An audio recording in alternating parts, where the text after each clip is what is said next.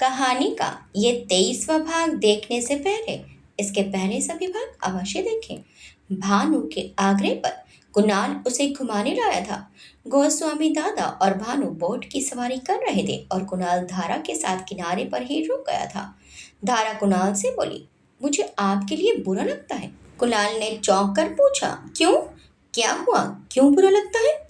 मेरी वजह से आपको पता नहीं क्या क्या फेस करना पड़ रहा है। मैंने आपको बिना बात की परेशानी में डाल दिया। धारा ने कहा। तो कुणाल बोला, क्यों? तुमने क्या किया? मैंने ही तो तुमसे पूछा था।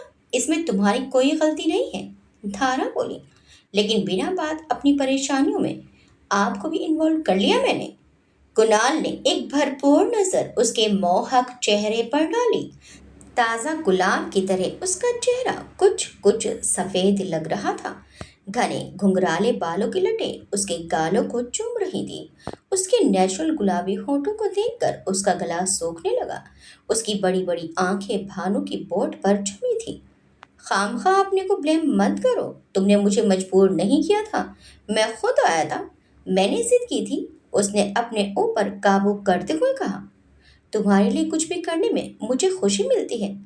धारा ने अपने साथ बैठे आकर्षक व्यक्तित्व वाले कुणाल को देखा। कितने लोगों की चाहत था वो। लोग उसे अपने पास बुलाने के लिए कैसी कैसी कोशिशें करते थे। बहुत सी लड़कियां उसके लिए आहें भरती थी। अच्छा परिवार, आकर्षक व्यक्तित्व और अपने क्षेत्र में एक सफल इंसान। आखिर क्या कमी थी उसमें?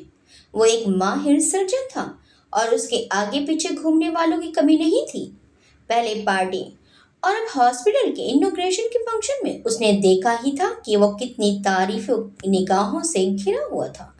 कितनी लड़कियों ने उसे कुणाल के साथ खड़े देखकर ईर्ष्या भरी नजरों से देखा था। फिर जो अपनापन और सम्मान उसे कुणाल के परिवार से मिला है, उतना तो किसी अपने ने भी नहीं दिया।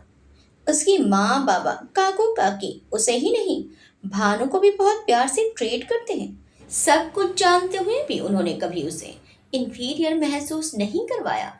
अपने साथ बैठे इंसान के लिए उसके दिल में बहुत आदर था और उसकी नजदीकी का मतलब भी समझती थी वो।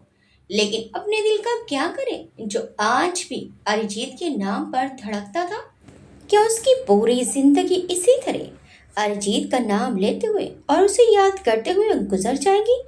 और कुणाल का क्या होगा, वो जो हर कदम पर उसके साथ खड़ा है? उसे क्या यूं ही जाने दे? उसका दिमाग परेशान हो गया तो वो बैठ ही नहीं रह सकी और उठकर खड़ी हो गई। कुणाल बोला, क्या हुआ? वो भी उसके साथ ही उठ गया। चलिए हम लोग भी बोट में चलते हैं, उसने अपना ध्यान बटाने के लिए कहा। हाँ जरूर, कुणाल ये सुनकर खुश हो गया।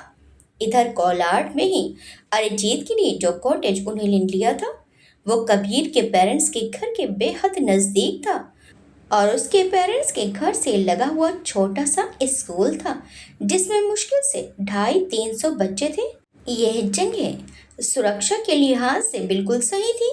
अरिजीत के लिए एकांत भी था और परवाह करने वाले भी नज़दीक थे। 2-4 दिन वो लोग वहीं रुक गए। कोलाड काफ़ी खूबसूरत जगह थी, लेकिन इसी के साथ वहाँ पर्यटकों की बहुत ज़्यादा आवाजाही नहीं थी। नेचर लवर्स ही उस शांत जगह में आना पसंद करते थे। वो लोग कबीर के पेरेंट्स और नानी से मिलने गए। कबीर की नानी काफ़ी वृद्ध थी, लेकिन बहुत एक्टिव थी। इस उम्र में भी वो अपने सारे काम खुद कर लेती थी। अगले दिन तक पवन भी आ गया तो उन्हें और आराम हो गया। कबीर ने अपने पेरेंट्स को सब कुछ बता दिया था, इसीलिए उन्होंने रघुवीर साहब से कुछ भी नहीं पूछा। उन्होंने अरिजीत की सुविधा के लिए कराए गए अरेंजमेंट दिखाए। पवित्रा जी का दिल फिर भी अरिजीत को अकेला छोड़ने को तैयार नहीं था। अपने शहर से मुंबई की इतनी दूरी उन्हें खल रही थी। इतनी दूर लाने की क्या जरूरत थी उसे? मान लो जरूरत पड़े तो हम आ भी नहीं पाएंगे जल्दी, वो चिढ़कर बोली। तो रघुवीर साहब बोले, अरे ऐसा क्यों सोच रही हो? पहली बात तो फ्लाइट से मुश्किल से 3 घंटे की दूरी है, और फिर हमेशा निगेटिव ही क्यों सोचना है? अरिजीत के लिए अच्छा ही अच्छा सोचो। ऐसी क्या जरूरत पड़ेगी? आप ये भी तो सोचिए कि भले ही समय लगे और अरिजीत को हमसे दूर रहना पड़े, लेकिन वो ठीक हो जाएगा तो कितनी खुशी होगी। रघुवीर साहब ने उन्हें समझाया। पता नहीं क्यों मेरा दिल कांप रहा है। इसे यहाँ छोड़कर मन कैसे लगेगा? कहते हुए वो भावुक हो गई तो रघुवीर साहब बोले, ऐसे मत करो पवित्रा, ये सब बातें तो पहले ही हो चुकी है हमारे बीच। अब फिर से वही सब दोबारा मत शुरू करो। और हम कौन सा अरिजीत को ज्यादा दिनों तक छोड़ेंगे? बीच बीच में मिलने आते रहेंगे। वो उन्हें फिर समझाने लगी। उन्होंने अभी तक पवित्रा जी को डॉक्टर द्वारा अरिजीत को रिहेबिलिटेशन में रखने वाली सलाह के बारे में कुछ नहीं बताया था, वरना उनका दिल टूट जाता। फिर भी अरिजीत के पास से लौटते समय पवित्रा जी और मुग्धा की आंखें भर आई। रघुवीर साहब भी भावुक हो गए, लेकिन अपना जी कड़ा कर वहीं से मुड़ आए। पवित्रा जी ने पवन को सौ सौ हिदायतें दी और जरा सी भी कोई बात होने पर फौरन फोन करने को कहा। अरिजीत को रघुवीर साहब ने बहुत कुछ समझाया था, लेकिन उसकी कितनी समझ में आया ये पता नहीं चला, क्योंकि वो बस सिर झुकाए सुनता ही रहा, कुछ बोला ही नहीं।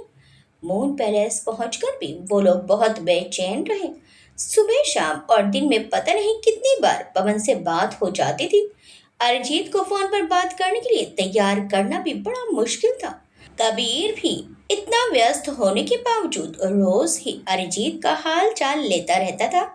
रघुवीर साहब फोन पर कुणाल से बात कर रहे थे।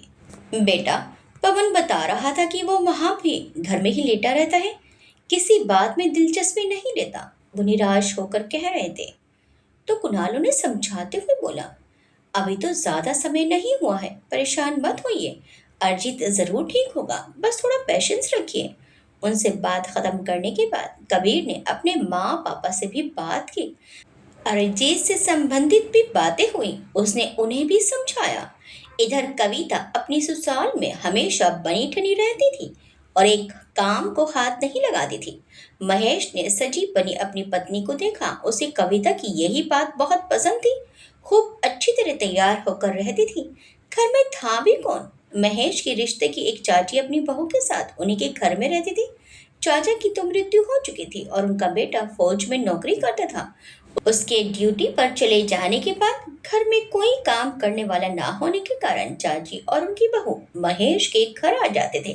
वैसे भी दोनों घर एक दूसरे से लगे हुए थे। शुरू शुरू में नई बहू सोचकर उन्होंने उसे कोई काम करने नहीं दिया, पर बाद में कविता ने कोई काम पकड़ा ही नहीं। महेश जब तक रहता तब तक उसके आगे पीछे घूमता रहता और उसके दुकान पर चले जाने के बाद कविता भी अपने कमरे में जाकर बैठ जाती। बेचारी चाची और उनकी बहू दिन भर घर का काम समेटते रह जाते। बेचारी चाची सीधी सादी महिला थी, इसलिए कुछ कह भी नहीं पाती थी। कुछ महीनों बाद पारुल की खुशी का ठिकाना नहीं था। हिमानी को बेटा हुआ था और आज ये खबर उसके पास पहुंची थी। वो तो खुशी से बौखलाई हुई थी। उसने शंकर से कहकर कविता को भी फोन करवा दिया था, क्योंकि कविता उनसे बात नहीं कर रही थी। कविता आजकल अपनी माँ से बहुत नाराज थी। उसको पता चल चुका था कि ये महेश की दूसरी शादी है और शादी से पहले ही पारुल को उन लोगों ने सब कुछ बता दिया था। वो बहुत गुस्सा हुई और उसने महेश को भी काफी कुछ सुनाया। 2-4 दिन तो उसने महेश से कोई बात भी नहीं की, लेकिन महेश ने ये कहकर उसे मना लिया कि उसकी तो कोई गलती नहीं है, क्योंकि उसने कविता के माँ बाप को सब कुछ सच बता दिया था।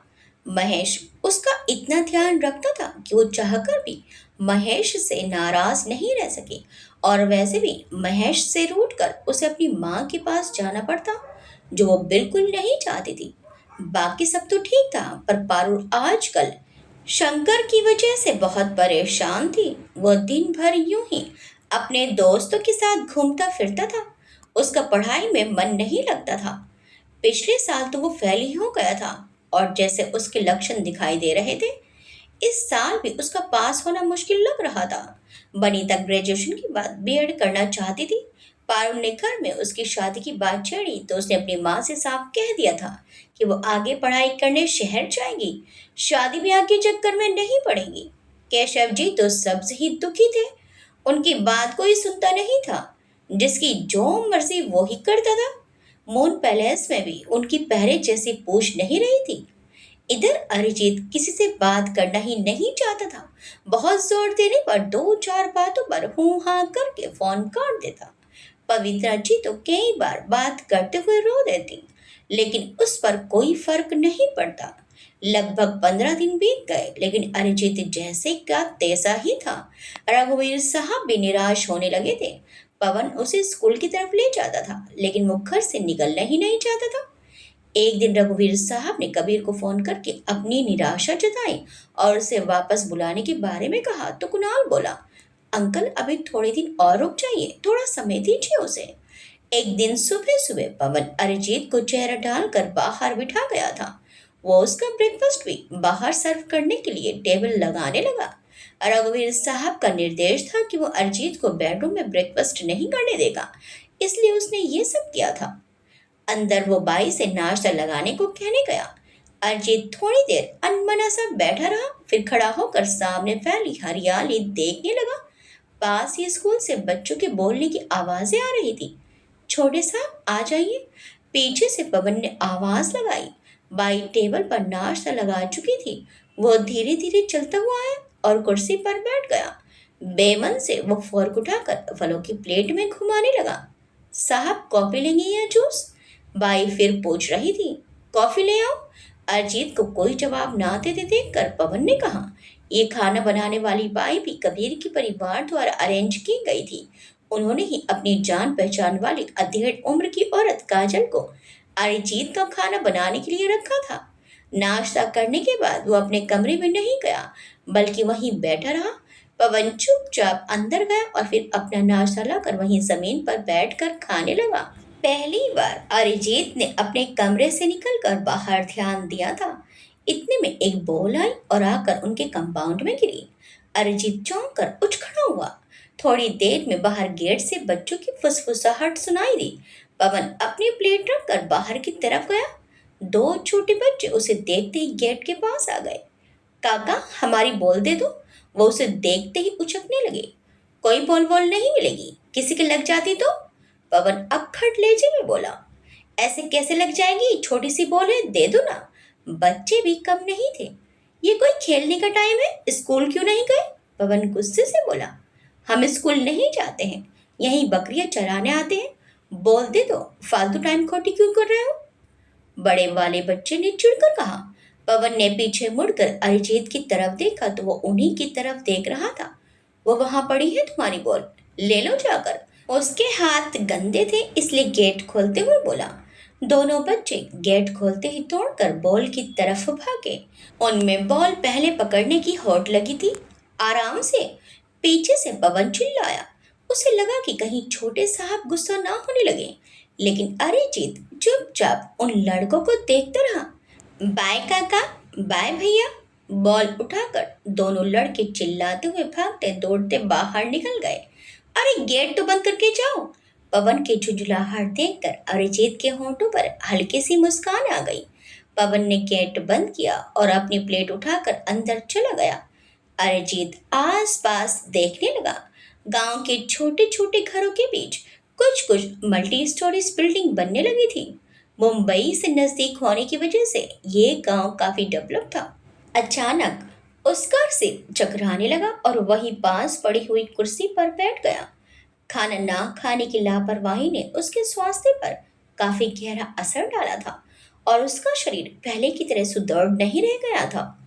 इधर मुंबई में जब कुणाल की बुआ को पता चला कि वो डॉक्टर मित्रा की सगी बेटी नहीं है, तो कुणाल की बुआ जी को झटका सा लगा। फिर धारा के माँ बाप कहाँ हैं? वहीं बेटी कुणाल की माँ ने जब कोई जवाब नहीं दिया तो उन्होंने शुभी काकी की तरफ देखा। ऐसे क्यों बोल रहे हो दीदी? मृदुल दादा तो उसे अपनी बेटी की तरह ही मानते हैं। शुभी काकी ने कहा। मानने और होने में फर्क होता है बहू। वो अपनी भौहें चढ़ाकर बोली। ये बात तुम लोगों ने मुझे बताना भी जरूरी नहीं समझा। कहाँ की बातें लेकर बैठ गई दीदी? धारा हमारे लिए डॉक्टर मृदुल की बेटी से बढ़कर है। And now leave this topic. Kunal के बाबा पता नहीं कहाँ बैठे उनकी बातें सुन रहे थे, सीधे अंदर चले आए। मैं नहीं चाहता कि कभी कुणाल या धारा के सामने इस तरह की बातें आए। समझ गई शुभी?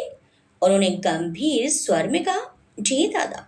शुभी काकी ने सिर हिलाया, लेकिन शुभी काकी के साथ साथ उनकी बड़ी बहन को भी बात समझ आ गई थी।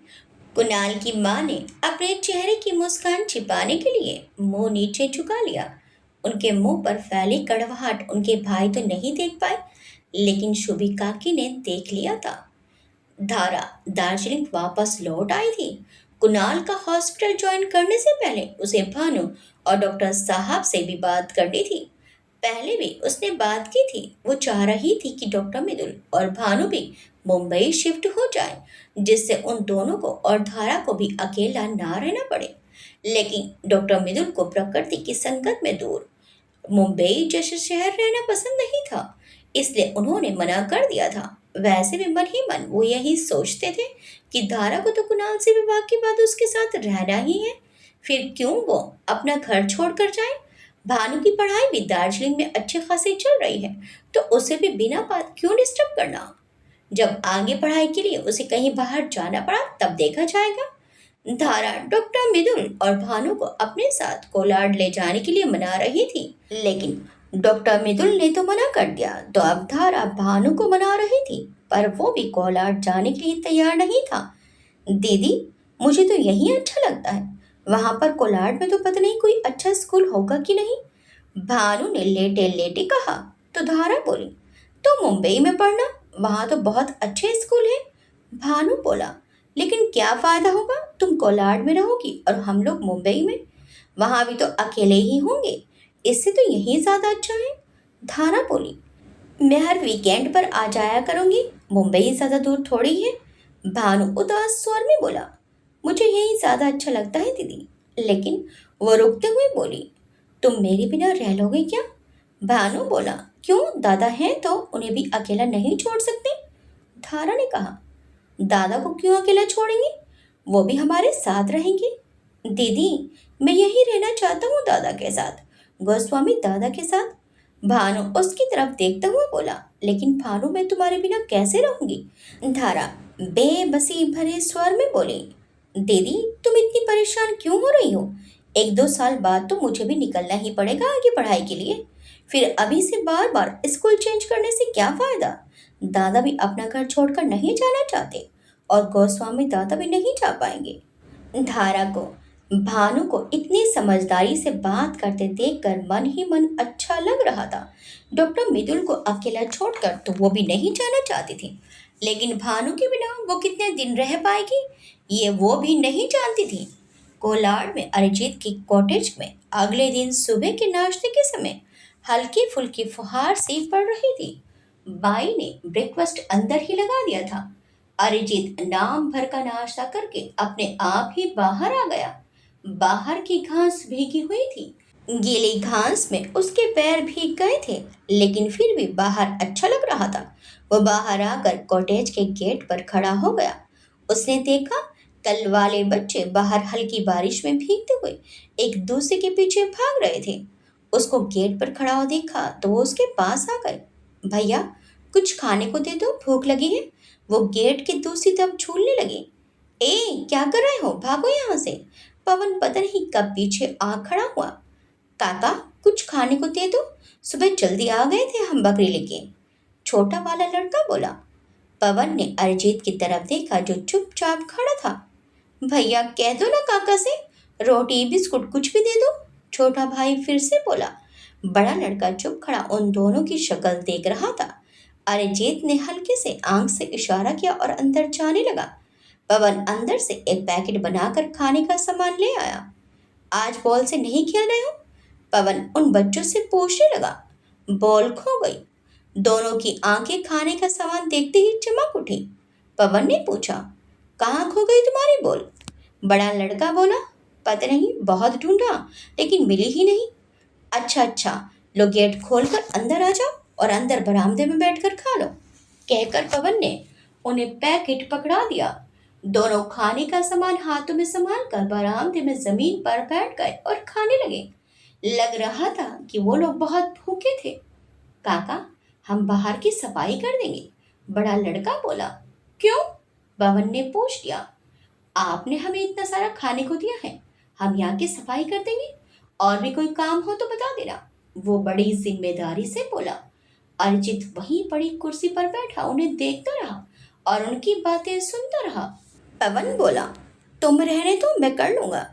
खाने के बाद हाथ धोकर लड़के ने झाड़ू मांगी तो पवन ने टालते हुए कहा, रहने दो। तो लड़का बोला, दो तो सही, देखना मैं खूब अच्छे से सफाई करूंगा। वो माने ही नहीं। बड़ा लड़का झाड़ू लगा रहा था और छोटा लड़का कूड़ा इकट्ठा कर रहा था। थोड़ी सी देर में काम करके वो फटाफट भाग गए। पेट भर जाने के बाद उनके चेहरे पर रौनक आ गई थी। अरिजीत वहीं बैठा उन्हें देखता रहा।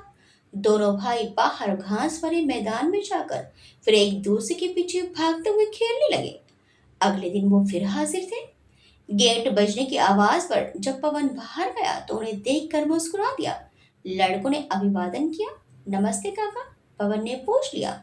क्या हुआ, आज फिर कैसे आ गए? बड़ा लड़का बोला, काका आपकी कार साफ कर दें, अच्छे से सफाई कर देंगे। नहीं, मैं खुद कर लेता हूँ कार की सफाई, पवन ने कहा। तो लड़का बोला, अरे काका हम बहुत अच्छी तरह करेंगे। वो उसके पीछे पड़ गए तो पवन बोला, नहीं रहने दो, तो कोई और काम बता दो काका। वो विनती सी करते हुए बोले, नहीं नहीं कोई काम नहीं है, पवन ने मना कर दिया। लेकिन रुको तुम लोग, कुछ खाने को लाता हूँ, कहकर वो कॉटेज के अंदर चला गया। दोनों बच्चे गेट खोलकर अंदर चले आए। अरे ये क्या कर रहे हो तुम, पवन चिल्लाया। बड़ा लड़का डर गया। वो अपनी शर्ट उतार कर कार पहुंच रहा था। उसने अपनी शर्ट झाड़ी और फिर से पहन ली। अपनी शर्ट क्यों गंदी कर रहे हो? आई धो देंगी काका, वो सहजता से बोला और उसके हाथ से खाने का सामान पकड़ लिया। आज भैया कहाँ है? छोटा भाई बोला। तब तक अरिजीत एक पैकेट लेकर बाहर चला आया।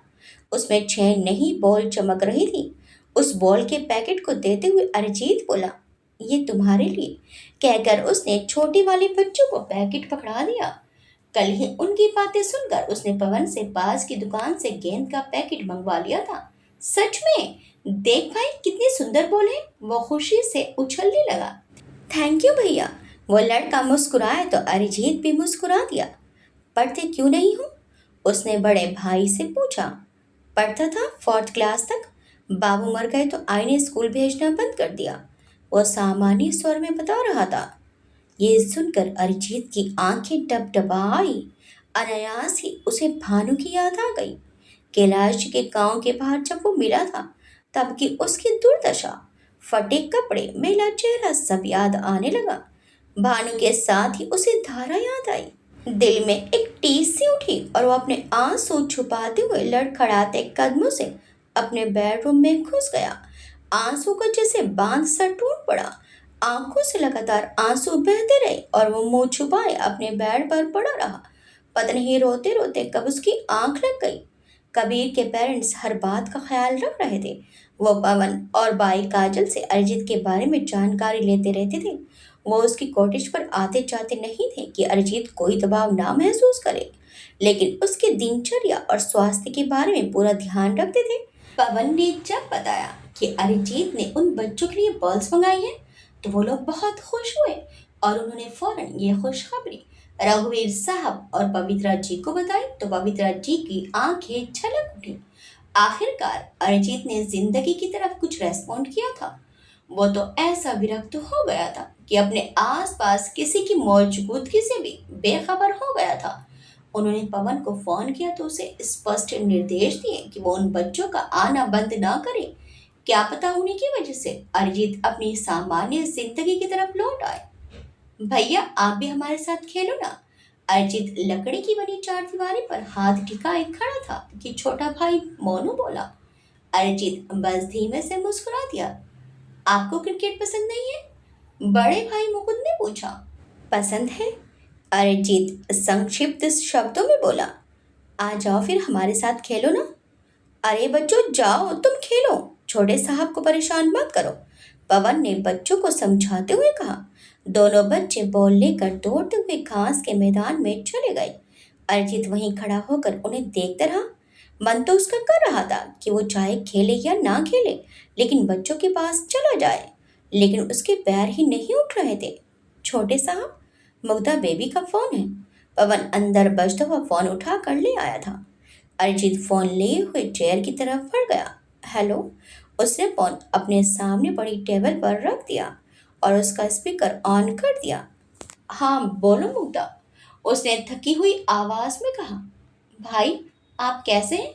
आज भी बारिश हो रही है क्या वहाँ? पवन ने बताया कि कल खूब बारिश हुई। अरिजीत बोला, नहीं। तो मुग्धा बोली, आज बाबा दिल्ली गए हैं। आजकल वो फैक्ट्री में नए अपॉइंटमेंट कर रहे हैं अपने लोड कम करने के लिए। वो लगातार कुछ ना कुछ बातें बताती जा रही थी। उसे पता था कि अरिजीत उसकी बातों पर ध्यान नहीं दे रहा है, फिर भी उससे कुछ ना कुछ बोलती रहती थी, क्योंकि अरिजीत उसकी बातें फिर भी सुन लेता था। थोड़ी देर उसकी बातें सुनते रहने के बाद अरिजीत ने उससे कहा कि वो थक गया है और अब लेटना चाहता है। मुग्धा ने फोन रख दिया। पवित्र जी पास बैठकर उन दोनों की बातें सुन रही थी। कैसा है अरिजीत? पवित्र जी ने व्यग्रता से पूछा। मुग्धा बोली, ठीक है मम। कुछ जवाब तो दे रहे हैं, वरना फोन पकड़ते ही कहाँ थे। वो उसकी धीमी रिकवरी पर भी खुश थी। हे भगवान, जल्दी जल्दी मेरे बेटी को ठीक कर दो, मुझे कुछ और नहीं चाहिए। वो गिली आंखें लिए बोली। मुग्धा ने अपनी मॉम की तरफ देखा। उनकी कठोरता उसने अपनी आंखों से देखी थी। पता नहीं क्यों वो अरिजीत के प्रति इतनी बेरहम हो गई थी। बहुत बार उन्होंने उसकी छोटी छोटी बातों को भी नकारना शुरू कर दिया था। पता नहीं अपनी बात मनवाने के लिए या रिया की नजरों में अच्छा बनने रहने के लिए उन्होंने अपने ही बच्चों को दरकिनार कर दिया था। अब उनका पछतावा देखकर बुरा लग रहा था। कुछ भी हो, वो उनकी माँ थी और उन्हें ऐसी हालत में देखना भी उसे अच्छा नहीं लगा। वो उठी और जाकर अपनी मॉम के गले लग गई। सब ठीक हो जाएगा मॉम, आप इतना मत सोचिए। एक बार भाई को स्वस्थ हो जाने दीजिए, फिर वो पुरानी बातें भूलकर नए सिरे से जिंदगी शुरू करेंगे। पवित्रा जी वैसे ही सुबकती रही। दार्जिलिंग में धारा किचन में कुछ काम कर रही थी कि उसका फोन बजने लगा। वो अपने बाल समेटते हुए बाहर आई और फोन उठा लिया। कुणाल का फोन था। हेलो। ओह, कितनी देर बाद तुम्हारी आवाज सुनी है। तुम तो भूल ही गई वहां जाकर। कुणाल का धीमा गंभीर स्वर सुनकर वो चुप हो गई। कुणाल बोला, क्या हुआ? कुछ तो बोलो धारा। उसकी आवाज से उसकी बेचैनी साफ महसूस हो रही थी। क्या बताऊं, आप बोलिए ना। हॉस्पिटल में क्या चल रहा है? कहाँ हैं आप? कोलाड में या घर पर? धारा ने पूछ लिया तो कुणाल बोला, आज तुम्हारे बिना कोलाड में मन नहीं लग रहा था। अभी काम भी ज्यादा नहीं था तो घर चला आया। यहाँ भी तुम्हारी याद ने पीछा नहीं छोड़ा। माँ और काकी भी तुम्हें बहुत याद कर रही थी। सच में बहुत याद आ रही हो तुम। कुणाल जब इस तरह की इमोशनल बातें करता था तो धारा उसकी बातों का जवाब नहीं दे पाती थी। उसे बहुत ही अटपटा लगता था। बुरा मान गई क्या? उसकी लंबी खामोशी को उसने महसूस कर लिया।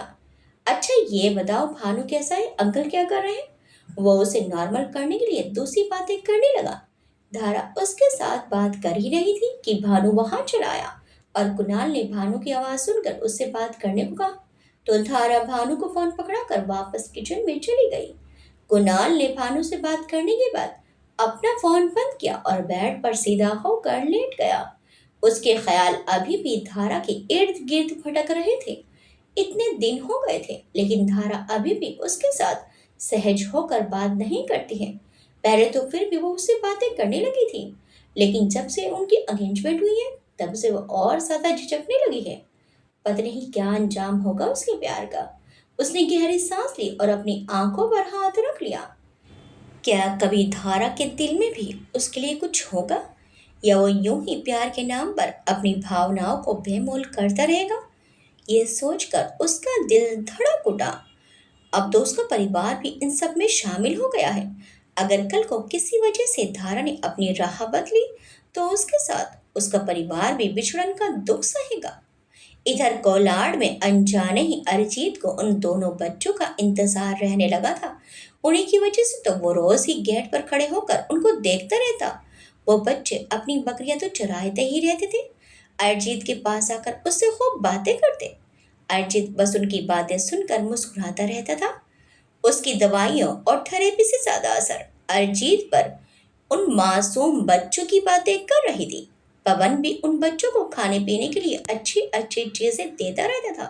बदले में उसके मना करने के बावजूद वो कंपाउंड की सफाई कर देते, कभी फूलों की क्यारियां संवार देते। बीच में एक बार रघुवीर साहब और मुग्धा आकर अरिजीत से मिल गए थे। अरिजीत को देखकर उन्हें बेहद खुशी हुई थी। दिन भर गुमसुम सा अपने बिस्तर पर पड़े रहने वाला अरिजीत अब काफी ठीक हो गया था। बातें करना और सबके साथ बैठना तो उसने अभी भी शुरू नहीं किया था, लेकिन खाना वगैरह खाने लगा था और अपने आप ही बाहर निकल आता था। उसे रूम से बाहर आने को कहना नहीं पड़ता था। डॉक्टर कुलकर्णी भी उसके इम्प्रूवमेंट से बहुत खुश थे। वाकई उसका एनवायरनमेंट चेंज करने से उसका मन खुद ब खुद बदलने लगा था। रघुवीर साहब का दिल तो कर रहा था कि अरिजीत को अपने साथ ले चले, लेकिन इतनी जल्दी वापस जाकर हो सकता था कि वो फिर से उसी निराशा के गर्त में गिर जाए। इसलिए उन्होंने जल्दबाजी ना करने का फैसला लिया। वो बहुत खुश थे कि कबीर की सलाह बहुत अच्छी साबित हुई। धीरे धीरे ही सही, लेकिन अरिजीत में पॉजिटिव बदलाव दिख रहा था। कबीर मुग्धा से और अपने पेरेंट्स से भी अरिजीत की हेल्थ अपडेट लेता रहता था। उसने सोचा तो यह था कि अरिजीत को नानी के स्कूल के बच्चों से मिलवा देगा, लेकिन उन दोनों बकरी चराने वाले बच्चों से उसका अपने आप ही परिचय हो गया था। रघुवीर साहब और मुग्धा के लौटने के 3-4 दिन बाद ही उन दोनों बच्चों में से कोई नहीं आया। दिन भर खूब काले बादल छाए हुए थे। ऐसा लग रहा था कि बहुत तेज बारिश होगी। इसलिए अरिजीत ने सोचा कि वो लोग इसी वजह से नहीं आ सके। लेकिन 2-3 दिन बीत गए, फिर भी वो बच्चे वहां दिखाई नहीं दिए। पवन अरिजीत की बेचैनी महसूस कर रहा था, लेकिन वो क्या कर सकता था। इतने दिनों से वो दोनों लगातार आ रहे थे, लेकिन उनके नाम के अलावा उन्हें उनके बारे में कुछ मालूम नहीं था। आखिर अरिजीत की हालत देखकर पवन ने आसपास वालों से मोनू और उसके भाई के बारे में पता करना शुरू किया। काजल बाई से भी कहा कि वो उन दोनों भाइयों के बारे में कुछ जानकारी निकलवाए कि वो लोग कहाँ रहते हैं और अब क्यों नहीं आ रहे हैं। आखिर पवन ने अपनी कोशिशों से पता लगा ही लिया कि मुकुंद और मोनू काफी दूर एक छोटी सी चाल में रहते हैं। वह खुशी खुशी घर आकर अरिजीत को बताने लगा कि उसने उन दोनों बच्चों का पता लगा लिया है। लेकिन जब अरिजीत ने कहा कि वो भी उसके साथ उनके घर जाना चाहता है, तो पवन असमंजस में पड़ गया। बिना रघुवीर साहब की अनुमति वो अरिजीत को वहां नहीं ले जा सकता था। उसने रघुवीर साहब को फोन करके सारी स्थिति बताई, तो उन्होंने सावधानी पूर्वक उसे वहां ले जाने की इजाजत दे दी। पवन अरिजीत को लेकर जब उस गंदी सी चाल की तरफ गया, तो वहां की बदहाली देखकर उसका मन खराब हो गया। बहुत ही छोटे छोटे घर बने हुए थे और बहुत गंदगी थी वहां पर। उन छोटी छोटी गलियों में कार नहीं जा सकती थी, इसलिए पवन को कार बाहर ही रोकनी पड़ी। उसने अरिजीत से कार में ही बैठे रहने को कहा और खुद मुकुंद और मोनू का पता लगाने के लिए आस पड़ोस में पूछने लगा। किसी ने बताया कि उनकी खोली वहां से थोड़ा आगे जाकर है। पवन को आश्चर्य हो रहा था कि कितनी दूर से वो छोटे बच्चे अपनी बकरियां चराने आया करते थे। एक फटे हाल झोपड़ी पर जाकर पवन ठिठक कर रुक गया। उसने बाहर से आवाज लगाई। 2-3 आवाजों के बाद बड़ा लड़का मुकुंद निकल कर आया और उसे अपने दरवाजे पर देखकर हैरान रह गया। उसकी तबीयत खराब लग रही थी। पवन के पूछने पर उसने बताया कि उसकी आई और छोटा भाई भी बुखार में बेसुध पड़े हैं। तीनों की तबीयत एक साथ खराब होने की वजह से कोई दवा लेने वाला भी नहीं है। सामने से इधर उधर देखते हुए अरिजीत को आते देखकर पवन परेशान हो उठा और ऐसी गंदी जगह अरिजीत को लाना नहीं चाहता था।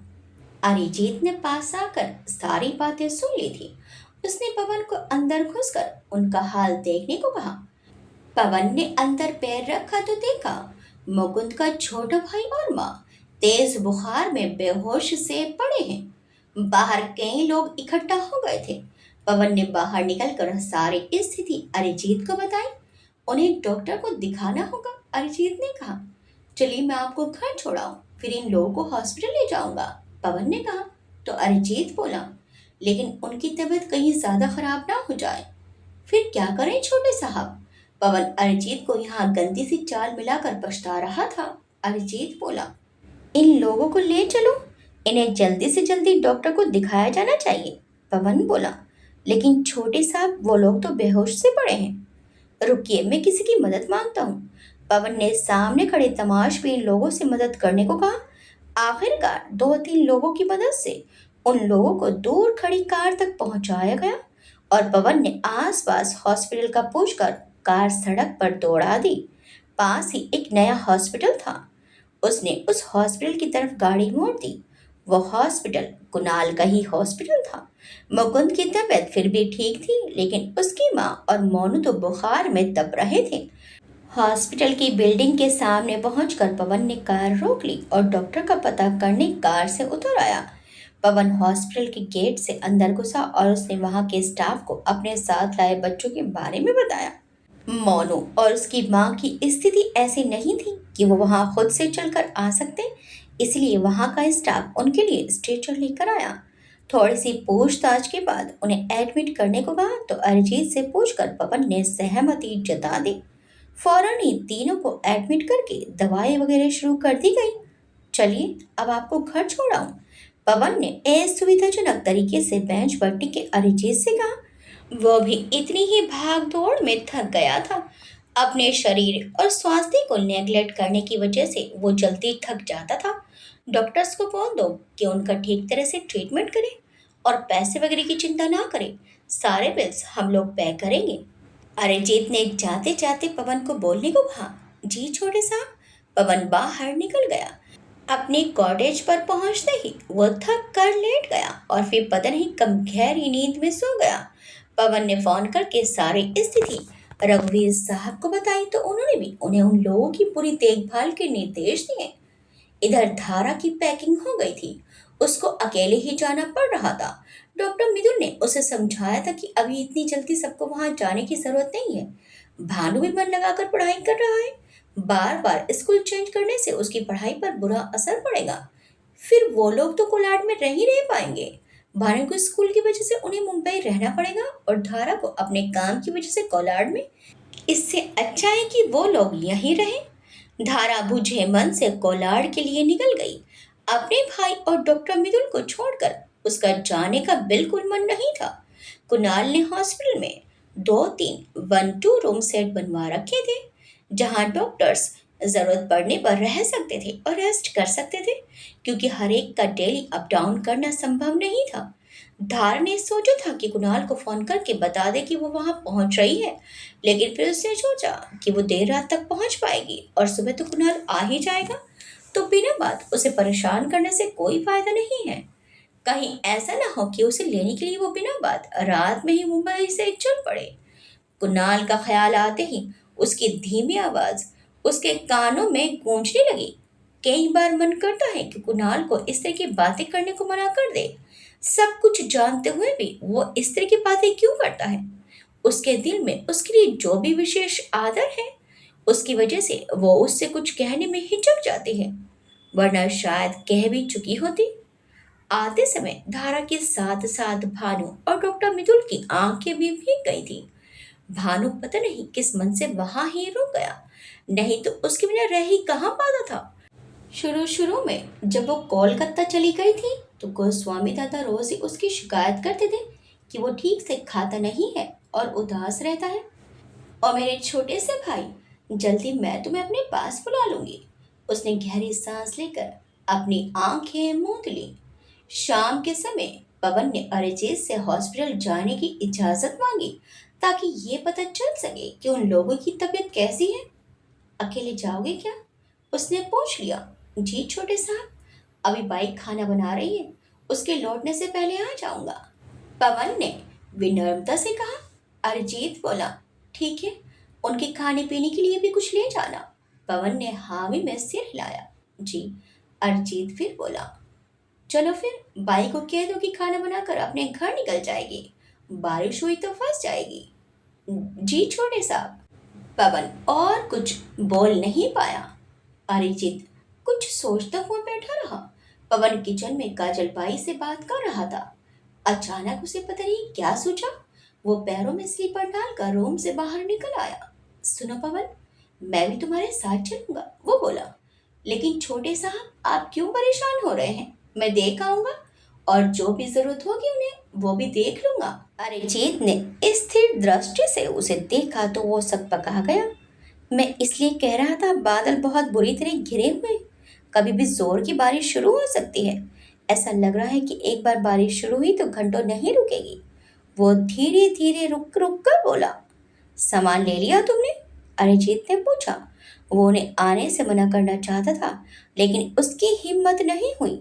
सामान का बैग और पानी की बोतल वगैरह कार में रखने के बाद उसने बाई को खाना बनाने के बाद समय से निकल जाने को कहा और फिर कार की ड्राइविंग सीट की तरफ जा ही रहा था कि अरिजीत बाहर निकल आया। उसने पहले अरिजीत के लिए डोर खोला और उसके बैठने के बाद कार हॉस्पिटल के रास्ते पर डाल दी। वो कार तेज चला रहा था, जिससे उन लोगों को देखकर जल्दी घर वापस आ जाए। जब वो हॉस्पिटल के गेट पर पहुंचे तभी बारिश की बूंदें गिरनी शुरू हो गई। पवन ने चिंतित भाव से ऊपर आकाश की तरफ देखा, जो काले काले बादलों से अटा हुआ पड़ा था। वो लोग अंदर हॉस्पिटल में पहुंचे तो पता चला कि मुकुंद का बुखार हल्का हो गया है, लेकिन उसकी आई और मोनू अभी भी बुखार में पड़े हैं। दोनों को ठंडे पानी से स्पंज बाथ दिया जा रहा था, जिससे उनके बुखार की तीव्रता कम हो सके। अरिजीत चिंतित भाव से उस छोटे से बच्चे का बुखार में तब तक चेहरा देख रहा था। उधर पवन के दिल में धुकुर पुकुर हो रही थी। बारिश अपने पूरे वेग से शुरू हो गई थी और अरिजीत वहां से जाने का नाम नहीं ले रहा था। पवन की भी बार बार कहने की हिम्मत नहीं हो रही थी। वो असहाय सा वहीं वार्ड के बाहर खड़ा था। मूसलाधार बरसात में निकलना भी सेफ नहीं था। इधर ट्रेन में धारा पता नहीं कितनी देर तक सोती रही और अचानक हड़बड़ाकर उठ बैठी। उसने बहुत बुरा सपना देखा था। अभी भी उसका दिल कांप रहा था। सपने में उसने देखा कि वो जिस चीज को हाथ लगा रही है वो धीरे धीरे टुकड़ों में बिखर जा रही है। वो चीखना चाह रही है, लेकिन उसके मुंह से आवाज नहीं निकल रही है। सपना देखते हुए वो पसीने पसीने हो गई।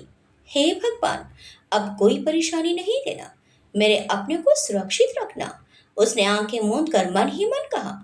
शुक्र था कि वो अपने ऊपर की बर्थ पर थी, वरना उसकी ऐसी हालत देखकर पता नहीं कोई क्या सोचता। ट्रेन अपनी गति से दौड़ रही थी और बाहर शायद बारिश शुरू हो गई थी। इधर हॉस्पिटल में अरिजीत का फोन बजने लगा तो उसका ध्यान उधर चला गया। उसने सोचा कि उसके बाबा उससे बात करना चाह रहे होंगे, लेकिन स्क्रीन पर चमकते रिया के नाम से उसके माथे पर सिकुड़न पड़ गई। दिल में दर्द की एक लहर सी उठी। कैसे उसके मुश्किल समय में वो बिना किसी बात की परवाह किए उसे छोड़कर चली गई। फिर अब क्यों फोन कर रही है उसे बेचैनी सी महसूस होने लगी, लेकिन उसने फोन रिसीव नहीं किया। 2 मिनट के अंतराल के बाद फोन फिर बजने लगा। अरिजीत परेशान हो उठा। उसने फोन हाथ में लिया और पवन को फोन सुनने का इशारा करते हुए बाहर की तरफ निकल आया। बाहर खूब तेज बारिश हो रही थी। उसने फोन कान से लगाया। हेलो। अपनी ही आवाज उसे अजनबी सी लगी। हेलो अरिजीत, कैसे हैं आप? रिया की खनकती आवाज उसके कानों में पड़ी। अरिजीत उसी तरह सुन सा फोन कान पर लगाए खड़ा रहा। आप पता नहीं कैसे हैं, पर मैं बहुत खुश हूँ, कहकर वो खिलखिला कर हंस दी। बहुत दिनों तक घुटती रही। एक गलत डिसीजन की वजह से मेरी जिंदगी के 2 ढाई साल बर्बाद हो गए, लेकिन अब मैं बहुत खुश हूँ। पता है, विधान मेरा बहुत ध्यान रखता है।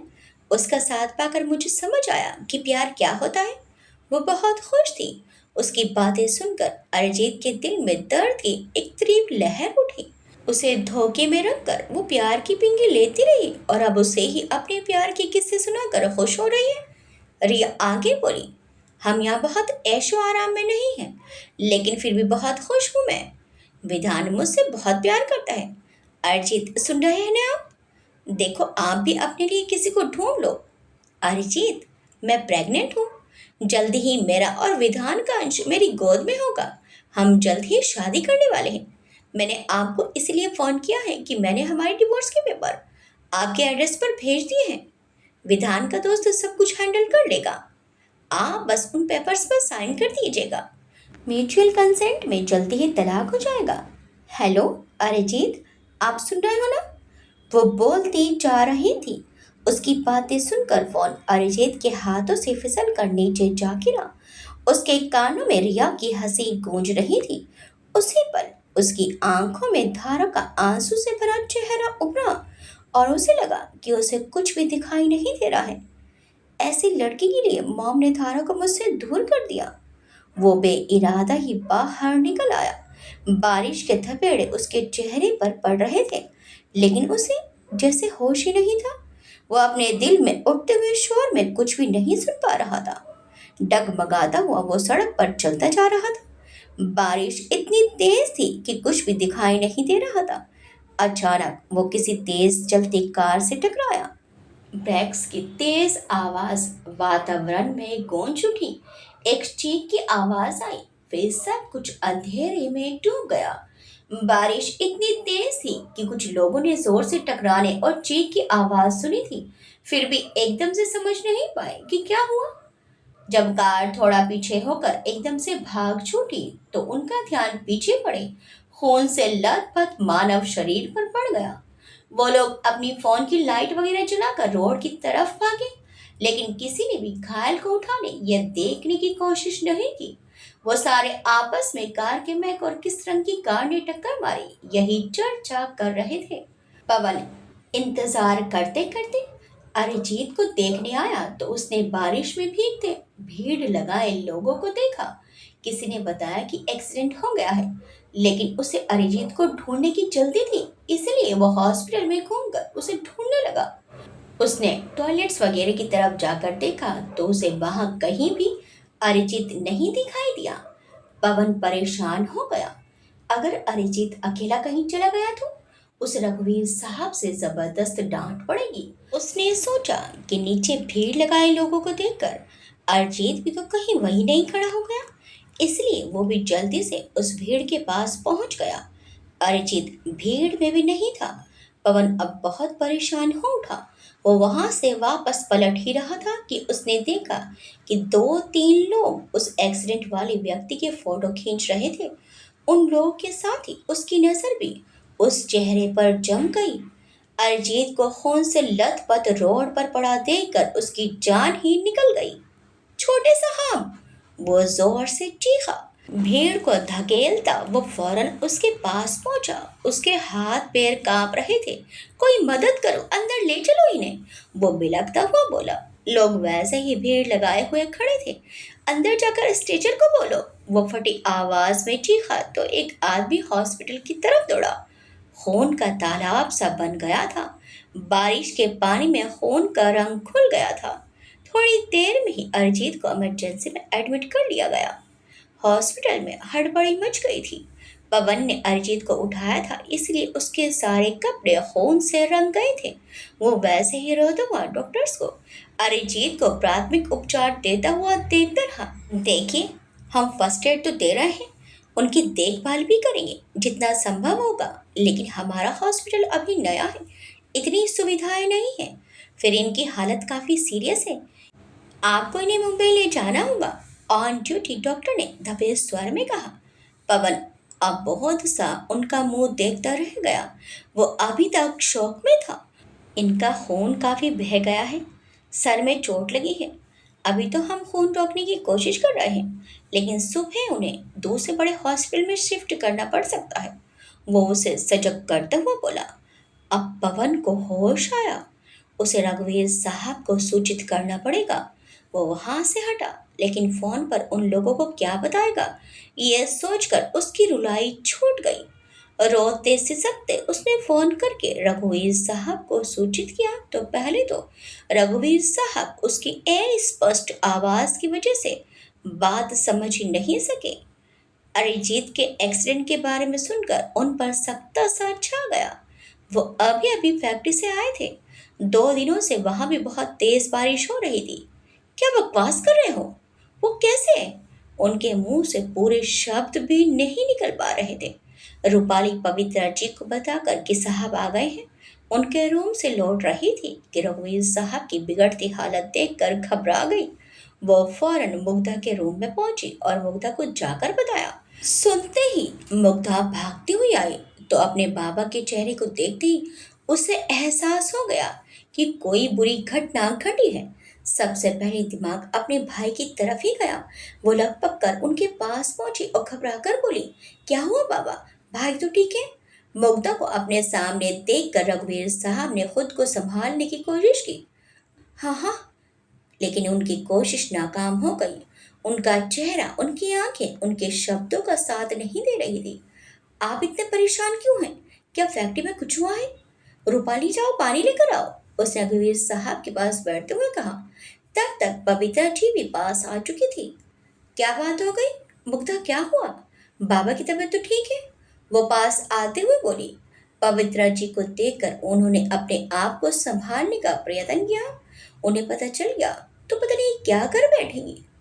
सब ठीक है, रघुवीर साहब ने कांपती हुई आवाज में कहा। मुझे जरा टिकट बुक कराना है, मुझे अपने किसी काम से मुंबई तक जाना है। अरिजीत से मैं मिलता आऊंगा। अरिजीत का नाम लेते हुए उनके शब्द गले में ही अटक गए। पवित्रा जी बोली, लेकिन इतनी क्या इमरजेंसी है? मौसम देख रहे हैं कितना खराब है, ऐसे में फ्लाइट मिलेगी कि नहीं? पवित्रा जी बोल तो रही थी, लेकिन उनकी नजरें रघुवीर साहब के चेहरे पर जमी थी। वो कुछ और ही कह रहा था। रूपाली ने पानी का गिलास लाकर रखा तो रघुवीर साहब ने कांपते हाथों से गिलास उठा लिया, लेकिन पानी का एक सिप ही ले पाए। दिल दर्द से कराह रहा था। वो लगातार विभिन्न एयरलाइंस के टिकट्स चेक कर रहे थे, लेकिन मौसम की खराबी की वजह से कई सारी फ्लाइट्स कैंसिल कर दी गई थी। रघुवीर साहब का मन कर रहा था कि वो उड़कर मुंबई पहुंच जाए। दिल का दर्द सहन नहीं हो पा रहा था। रूपाली उन लोगों के लिए कॉफी ले आई थी। पवित्रा जी को पता चलेगा तो उनकी तबीयत खराब हो सकती है। आखिर क्या करें वो? कैसे ये दर्द बर्दाश्त करें? वो फोन पर लगातार फ्लाइट का पता कर रहे थे। उन्हें इतना परेशान देखकर वो दोनों भी परेशान हो गई थी। आप सच सच बताइए, क्या बात है? पवित्रा जी से अब रहा नहीं गया। मेरा दिल घबरा रहा है। आप कुछ छुपा तो नहीं रहे? मेरा बेटा तो ठीक है। मुग्धा, तुम पवन को फोन लगाओ, मैं अरिजीत से बात करती हूँ, वो बोली। रघुवीर साहब ने हल्के से मुग्धा को इशारा किया, लेकिन वो समझ नहीं पाई। वो पवन का फोन ट्राई कर रही थी, लेकिन कॉल नहीं लग पा रही थी। रघुवीर साहब बोले, मैं कुछ छुपा नहीं रहा। क्या ही छुपा सकता हूँ? अरिजीत की तबीयत थोड़ी ठीक नहीं है, इसलिए वहां जाना चाहता हूँ। क्या हुआ अरिजीत को? इतनी देर से पता क्यों नहीं रहे थे? मैं भी साथ चलूंगी, पवित्रा जी ने बिफर कर कहा। तो रघुवीर साहब बोले, अरे पवित्रा, प्लीज ऐसा मत करो। अरिजीत को थोड़ी सी चोट लग गई है, वो बिल्कुल ठीक है, आप परेशान मत होइए। न चाहते हुए भी उनकी आवाज भारी हो गई। कैसे? कैसे चोट लग गई? पवन क्या कर रहा था? आप मुझे बहलाइए नहीं, मैं बिल्कुल नहीं रुकूंगी। मुझे अपनी बेटी के पास जाना है। आप पता नहीं मुझसे क्या छुपा रहे हैं। वो बोली तो आंसू उनके गालों पर फिसल आए। उन्होंने खुद को संभालते हुए कहा, अरिजीत का छोटा सा एक्सीडेंट हो गया, वो ठीक है, आप कहाँ परेशान होंगी, मैं वहां जाकर आपकी बात करवा दूंगा, वो परेशान स्वर में बोले। एक्सीडेंट? क्या कहा आपने? कैसे? वो घुटी हुई आवाज में बोली। रघुवीर साहब ने उन्हें असली बात ना बताकर ये बताया कि बारिश की वजह से कार फिसल गई तो अरिजीत को हल्की सी चोट लग गई है, मैं उसके पास जाऊंगी, वो अपनी बात पर जोर देते हुए बोली। आप यहीं रुकिए, इतने खराब मौसम में कहाँ जाएंगी? रघुवीर साहब ने उन्हें समझाना चाहा, लेकिन वो रोते हुए बोली, नहीं नहीं, मुझे जाना है। जब तक मैं उसे अपनी आंख से ठीक ठाक ना देख लूं, मुझे चैन नहीं आएगा। बाबा, पवन भैया का फोन नहीं लग रहा है और भाई का फोन स्विच ऑफ बता रहा है। ममता भी परेशान हो गई। सारे नौकरों को भी पता चल गया था कि कोई बात जरूर है, इसलिए वो भी खामोशी से खड़े थे। मैं टिकट बुक करवा रहा हूँ, तुम लोग अपनी तैयारी कर लो, तुम्हारी मॉम सुन नहीं रही है, साथ में चलते हैं। बहुत देर बाद फोन लगा तो पता चला कि मौसम की खराबी की वजह से अभी कोई फ्लाइट नहीं है। सुबह 5 बजे मुंबई के लिए फ्लाइट है। रघुवीर साहब ने फौरन टिकट्स बुक करवा दी और फिर पवन का फोन मिलाया, लेकिन उसका फोन आउट ऑफ रीच बता रहा था। उस रात किसी का भी खाना खाने का मन नहीं हुआ। खाना टेबल पर लगा रहा। रघुवीर साहब ने बहुत मुश्किल से धीरज रख रखा था। मन कर रहा था कि अभी फूट फूट कर रो ले। पता नहीं उनका बेटा बाहर किस हाल में है। आधी रात तक रूपाली और नीतू और सारे नौकर भी जागते ही रहे। रात बिताना मुश्किल हो गया। इधर धारा को हॉस्पिटल के लिए बहुत मुश्किल से टैक्सी मिल पाई। इतनी जोरदार बारिश में कोई भी टैक्सी ड्राइवर जाने को तैयार नहीं था। रात हो चुकी थी, लेकिन बरसात रुकने का नाम ही नहीं ले रही थी। वो हॉस्पिटल पहुंची तो नाइट शिफ्ट वाले स्टाफ और दो एक मरीजों को छोड़कर कोई भी नहीं था। बाहर खड़े गार्ड्स ने उसे पहचान कर उसका सामान ले लिया और उसे डॉक्टर कुणाल के शानदार रेस्ट रूम में पहुंचा दिया। स्टाफ ने उससे खाने के बारे में पूछा तो उसने मना कर दिया। काफी लेट हो गया था। रात के 11:30 बज रहे थे और उसे भूख भी नहीं थी।